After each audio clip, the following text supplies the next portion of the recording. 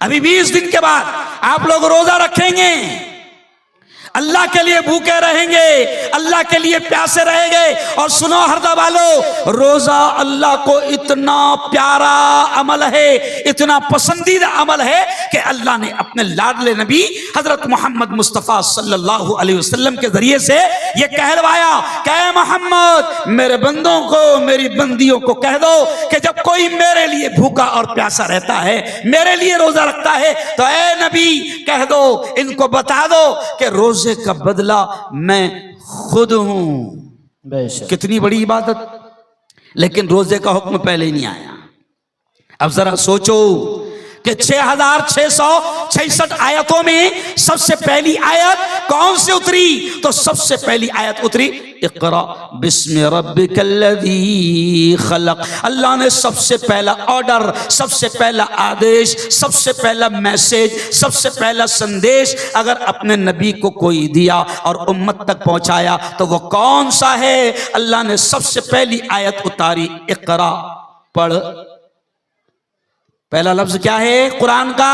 इक़रा। जो पहली आयत उतरी, बोलो जोर से हर दवालो, क्या है? इक़रा। इक़रा क्या है? इक़रा। और इक़रा के माने हैं पढ़। क्या माने हैं? पढ़।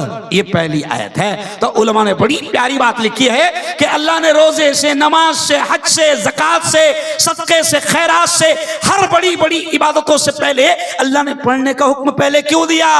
तो उलमा कहते हैं कि अल्लाह ने पढ़ने का हुक्म पहले इसलिए दिया कि वो रब जानता है कि मेरा बंदा जब तक पढ़ेगा नहीं मुझे भी नहीं पहचानेगा।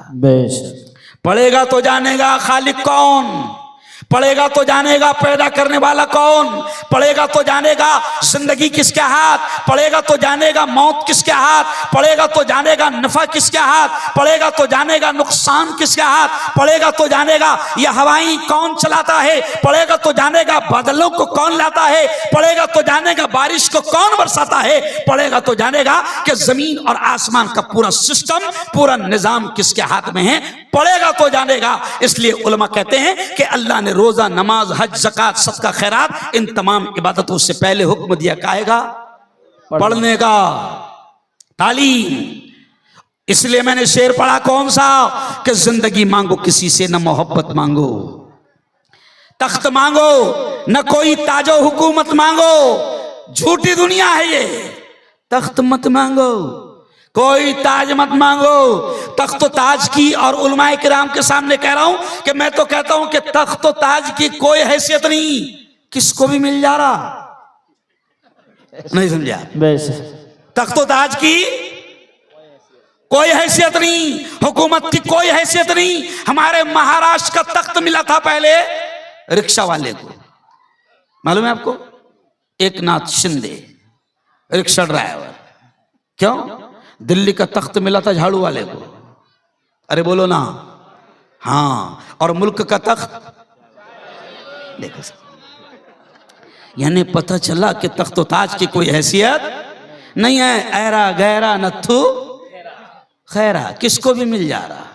भाइयों बहनों, इसकी कोई हैसियत नहीं है। हम कहते हैं कि जिंदगी मांगो किसी से ना मोहब्बत मांगो, तख्त मांगो न कोई ताजो हुकूमत मांगो, झूठी दुनिया है ये। दुनिया की न शोहरत मांगो, सिर्फ अल्लाह से तुम इल्म की दौलत मांगो। और क्यों मांगो? इल्म इंसान की औकात बढ़ा देता है, इल्म सोई हुई तकदीर जगा देता है। इल्म सीखोगे तो तकदीर संवर जाएगी, जिंदगी वरना अंधेरों में गुजर जाएगी। इल्म जिसको नहीं मंजिल वो कहां पाता है, ठोकरें राह में खा खा के ही मर जाता है। इसलिए अल्लाह ने सबसे पहले हुक्म क्या दिया? पढ़। क्या हुक्म दिया? पढ़। इंदौर में पढ़, हरदा में पढ़, नगर पालिका की स्कूल में पढ़, कॉन्वेंट में पढ़, नूरी मस्जिद में पढ़, मरकज में पढ़, जामे मस्जिद में पढ़, कहीं भी पढ़ मगर पढ़। अरे बोलो ना, पढ़। कहीं भी पढ़ मगर पढ़। अच्छा, अफसोस होता है मुफ्ती साहब कि जिस कौम को सबसे पहले पढ़ने का हुक्म दिया गया था, मुफ्ती साहब, आज अफसोस होता है कि वो कौम आज तालीम में सबसे पीछे नजर आती है। अच्छा सुनो ओ हरदा वालों, अगर तुमको ये लगेगा कि मदरसे का जलसा है तो मैं सिर्फ मदरसे की बात करूंगा, बिल्कुल नहीं। मैं बात पहले आपको यह कहता हूं कि हम तो यह भी कहते हैं कि दुनिया की आला से आला तालीम अपने बच्चों को दो। न इस्लाम मना करता है, न कुरान मना करता है, न नबी मना करते हैं। बिल्कुल दो, हम मना नहीं करते हैं। मैं खुद कहता हूं, मेरे घर में मैं मुफ्ती मोहम्मद हारून नदवी, मैं सिर्फ मुल्ला नहीं हूं, मैं डॉक्टरों का प्रोफेसर भी हूं,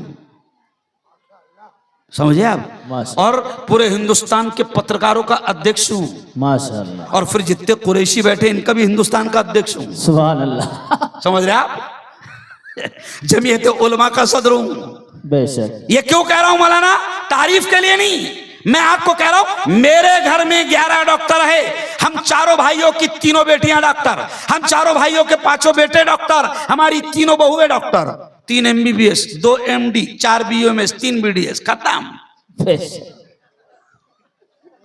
ये क्यों कह रहा है मौलाना? इनको क्या लगता कि अपन मुल्ला लोग सिर्फ इनको मदरसे के बारे में बताएंगे?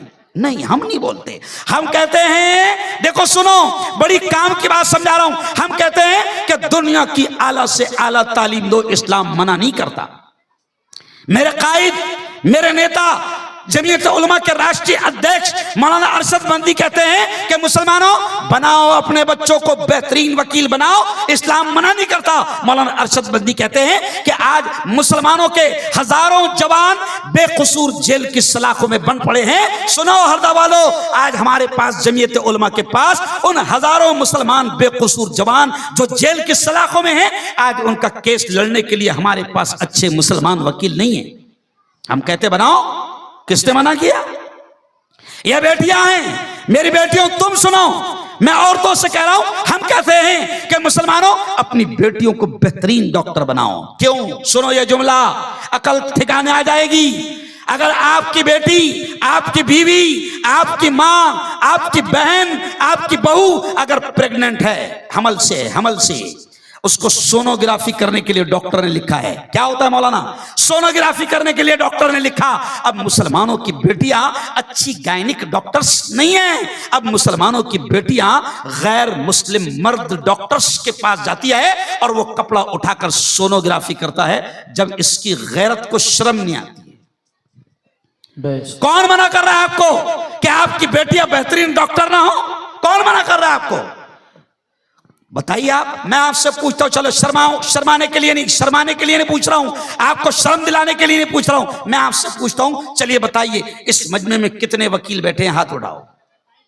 एक मिनट बेटा, मैं बहुत अहम बात समझा रहा हूं। बताइए, पीछे मत देखो, अपन नहीं है ना तो पीछे नहीं देखने का है। मौलाना देखो, आप देख लिया, एक भी वकील है नहीं। अच्छा, इस मजमे में कितने जज बैठे? वो हाथ उठाओ।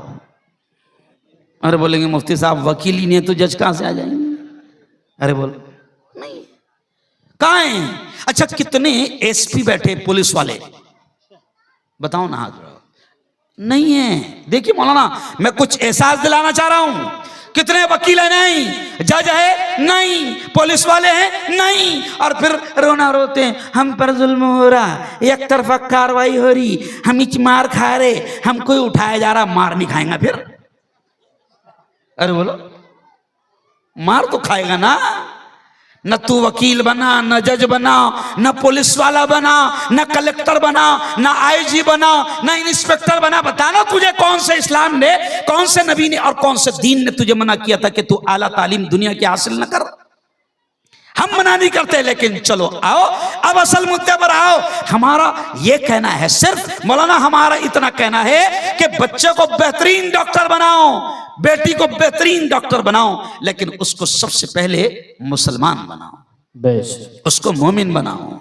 मेरी बेटी डॉक्टर होगी, लेकिन पहले वो मोमिन होगी। मेरा बेटा इंजीनियर होगा, मगर पहले वो सच्चा पक्का मुसलमान होगा। मेरा बेटा वकील होगा, मगर वो पहले सच्चा पक्का मुसलमान होगा।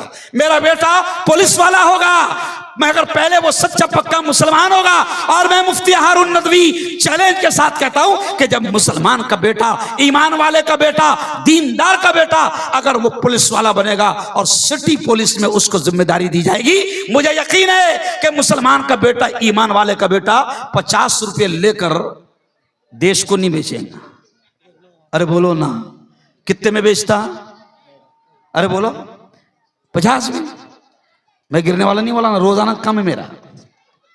50वें देश को बेचेगा। अरे हम कहते हैं आओ, हम क्या कहते हैं, हमारी तमन्ना क्या है, देखो ये मकतब है। अब मकतब पर मैं जो बात बोलूंगा आपकी रूह खुश हो जाएगी कि ये मकतब नूरी मस्जिद, इन मकतब के जरिए से, मदरसे के जरिए से हम क्या चाह रहे हैं, हमारी इतनी फिक्र है कि तुम्हारे बच्चों की ईमान की, इस्लाम की हिफाजत हो जाए।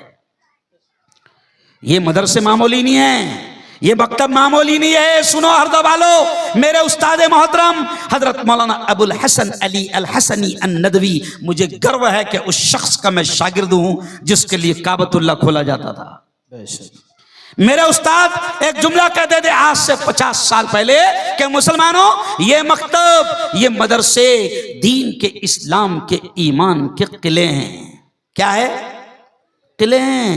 जैसे किले में पहले जमाने में बादशाह होता था, फिर बादशाह अपने शहर को ऐसा पूरा दीवार बनाकर घेर लेता था और किले में अपनी जनता को रखता था ताकि जनता की सुरक्षा हो। तो इसलिए कहा जाता है कि अगर अपनी नस्लों के ईमान की, इस्लाम की हिफाजत करनी है तो ये मकतब, ये मदरसे दीन के, इस्लाम के, ईमान के किले हैं, यहां इनके ईमान की हिफाजत होगी।